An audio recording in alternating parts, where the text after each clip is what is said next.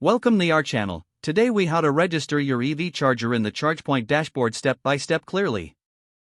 To register your EV charger in the ChargePoint dashboard, start by opening your web browser. Visit the ChargePoint website.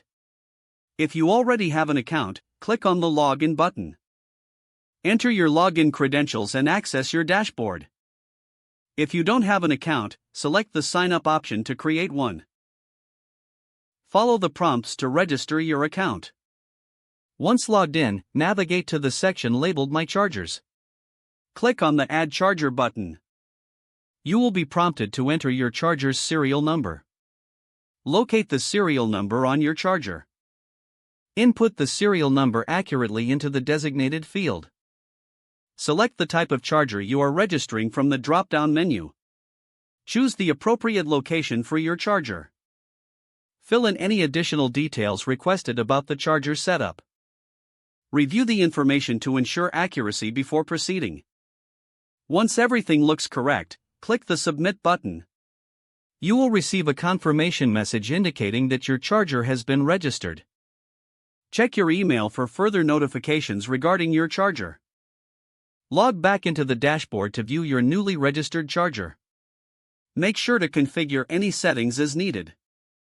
Your EV charger is now successfully registered in the ChargePoint dashboard.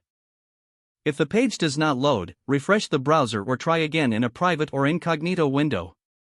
Make sure you are using the correct email address, then retype it carefully to avoid small typos. If your password is not accepted, use the Reset option and create a new strong password you can remember. Check your spam folder for verification or security emails, then complete any requested confirmation steps. Enable two-factor authentication if available to improve account security and reduce unauthorized access risk. After signing in, review your profile details so your contact information and settings are accurate and current.